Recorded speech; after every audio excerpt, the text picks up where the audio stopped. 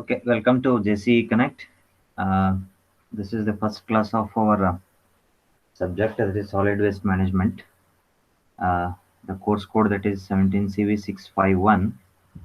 Um, before um going to in detail study about this solid waste management, uh, why this subject is required as a practical point of view, we'll discuss that first.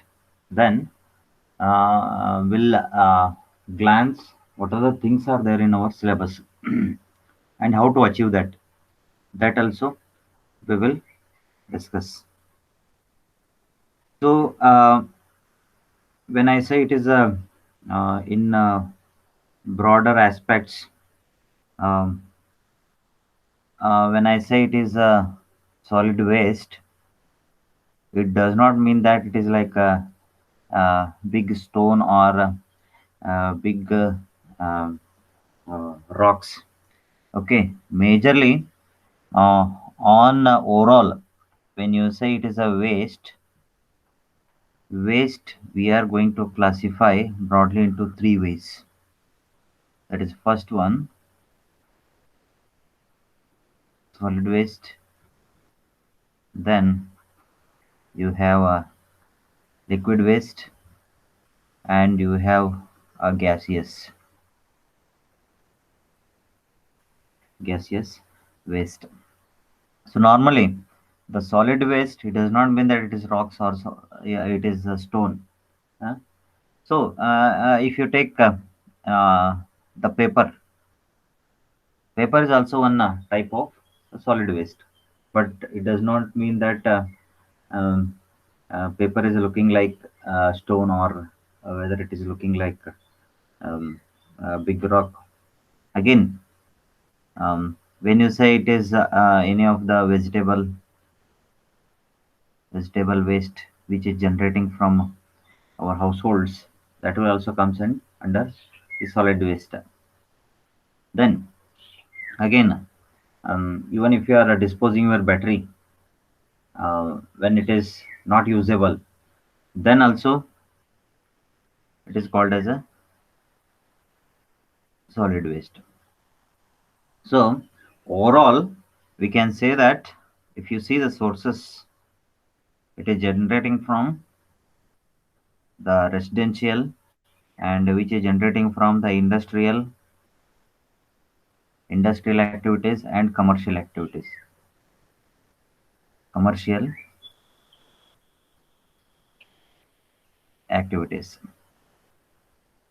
So these are the main activities where the solid waste is generating.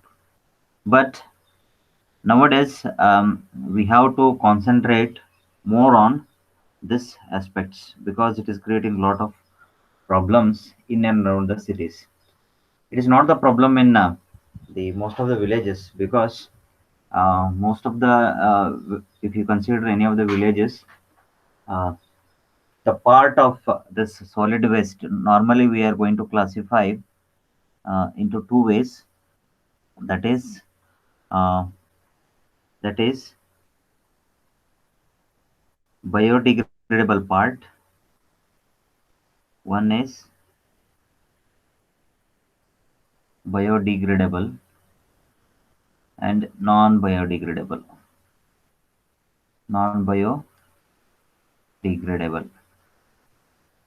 See, in most of the villages, the biodegradable part is more compared to the non-biodegradable part.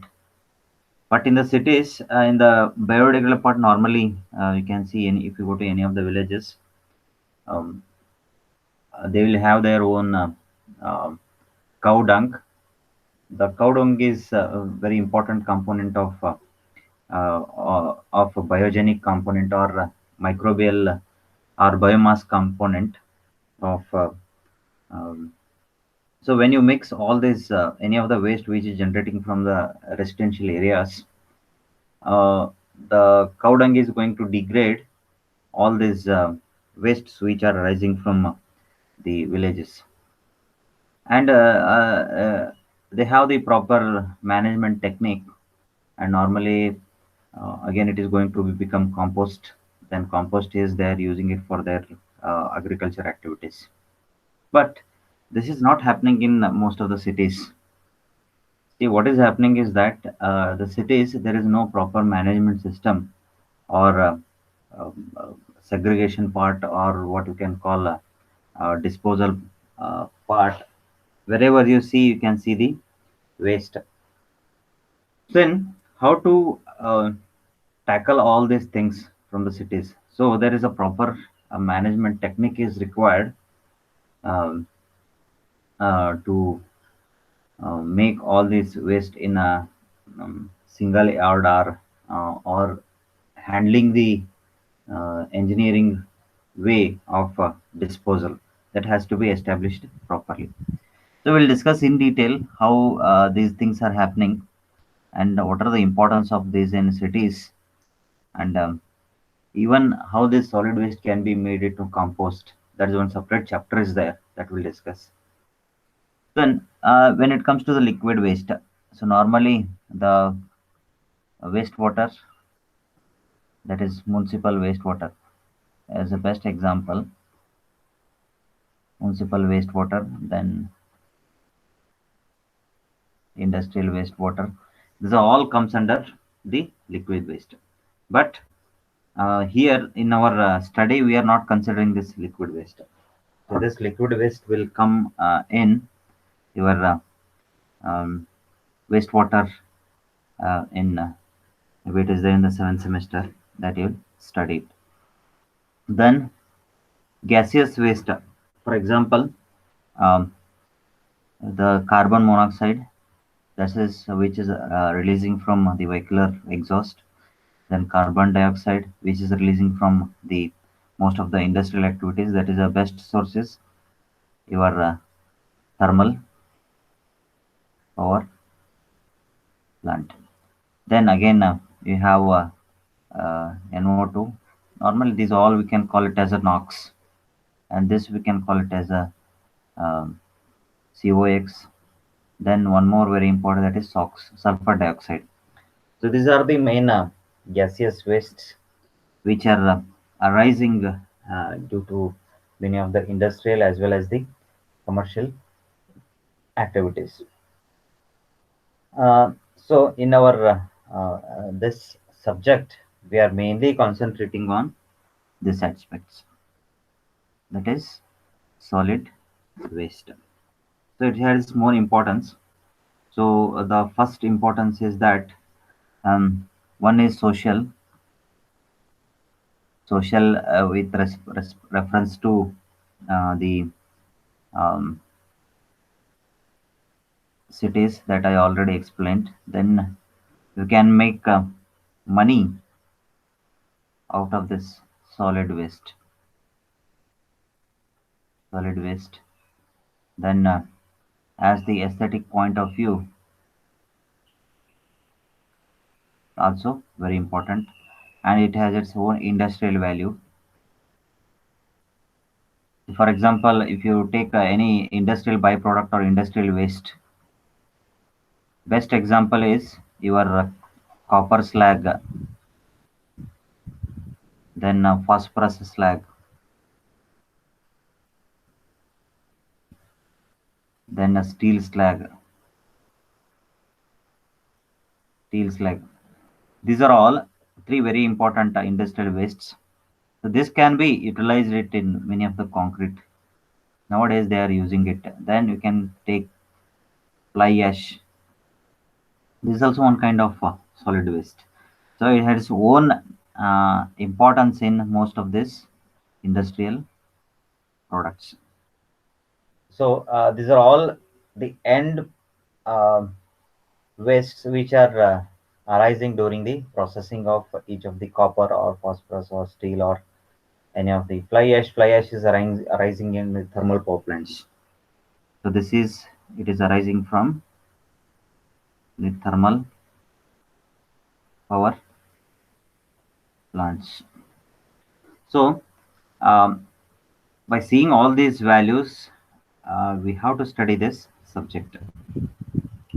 So then, when it comes to the What exactly we are going to learn in this subject? What are the objectives behind, or what are the objectives of this subject? First one, in this, we are going to study the solid waste management system and how to analyze their drawbacks comparing with the statutory rules. So how exactly that can be disposed with present rules and regulations. Second one, to understand the different elements of solid waste management from generation of solid waste to the disposal. Third one, to analyze the different processing technologies which are available, how exactly that all the things has to be processed. That we are going to, for example, if the paper is there, how exactly it can be processed, or it has can be recycled or reused. So then that all the things we are learning, that is the third objective. The fourth objectives, that is a landfill site. Normally the landfill site is nothing but it is the um, engineering engineering way of disposal of the solid waste. Landfill technique. Landfill technique. Solid waste. So you have two terminologies normally. We have to concentrate. First one is disposal. Second one is disposal site. Then you have the landfill site. This is non-engineering. Disposal site is non-engineering, uh, non-engineering way of handling and disposing into one yard. Landfill is it is an engineering way of handling and disposing in a site. So in the disposal site, uh, we are not giving any protection for the um, further contamination of the solid waste. So we will take how exactly that can be done in a small and introduction part. So normally, disposal versus site versus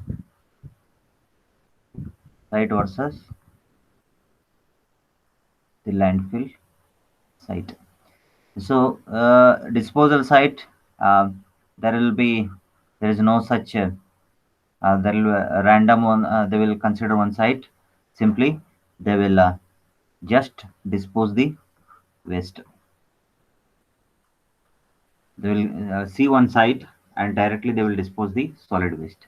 But in landfill site, it has they will construct in a proper management way, or they will construct the site like this in trapezoidal manner. Then they will put the liners here at the bottom of uh, the site. So like this, these are the liners. Normally, these are the geosynthetic or geopolymeric liners. See, why they will provide these liners is that the main advantage of these liners is when you dispose here, any of the waste here, any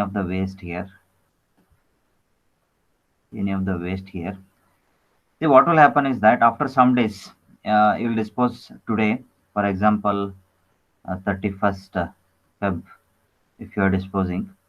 So after 2 months or 3 months, see one a type of liquid which is going to generate from here, this all this solid waste. That we can call it as a leachate. Leachate. See, what will happen is that this leachate is very dangerous. This leachate is very dangerous. Then when this leachate is going to, suppose if you don't provide, assume that if you don't provide this liners at the bottom, so this leachate has a tendency to towards it will reaches to a groundwater, groundwater, and it will contaminate the groundwater. So that we have to stop it. So if you don't provide the liners at the bottom liners, automatically it will go and it will percolate to the groundwater and it will uh, contaminate the sources. Suppose even sometimes this landfill site is going to overflow during runoff, rainy season. Rainy season, sometimes it will overflow. Then also this leachate is going to mix with the rainwater and it will reaches to a surface water body. So this we have to stop it. Then we have to provide the liners. So then what they will do in this liners, and they will make one channel to collect this leachate in a landfill site. Then it will be treated separately. It will be treated. It will be treated separately. So this is the difference between landfill site and the disposal site. So uh, always we have to uh, go with the landfill site only, not the disposal site. So that we are studying in the that is the fourth objectives, to evaluate the landfill site and to study the sanitary landfill reactions. So that can be done, and what are its importance in solid waste management handlings techniques, how that can be done, that we are going to study. So in the first module, we are going to discuss the sources of solid waste, the types of solid waste. So which are the sources that we already, some of the points I already highlighted, that is the residential, commercial. So like that, in detail we'll go whenever we'll start the syllabus. In detail we'll go. Then types of solid waste, physical and chemical composition of municipal solid waste, and some of the numerical problems also we'll discuss. Then how exactly the solid waste can be collected? What are the engineering techniques of collection of the solid waste, that we'll discuss? How exactly it has to be transported from the one place to other place, that also we'll discuss. Then how exactly the route can be optimized from one place to other place, that also we'll discuss. And what are the rules and regulations are there um, in handling this solid waste? So we have two rules are there. One is in 2000, they have made the rules, but it has been amended in 2016.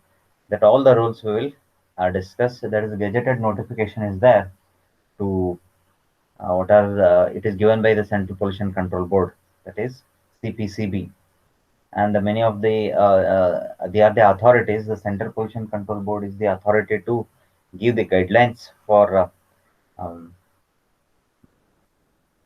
guidelines or recommending some of the rules on how to handle, how to transport it, and how to dispose it. That we will see. So then, in the module 2, how exactly uh, the processing that can be done. Uh, this module 2 and module 3, module 4, and module 5 um, in detail study we will discuss in the next class. Module 2, how exactly, what are the things are there here, some explanation is required, that we'll see. 3 and module 4 and module 5.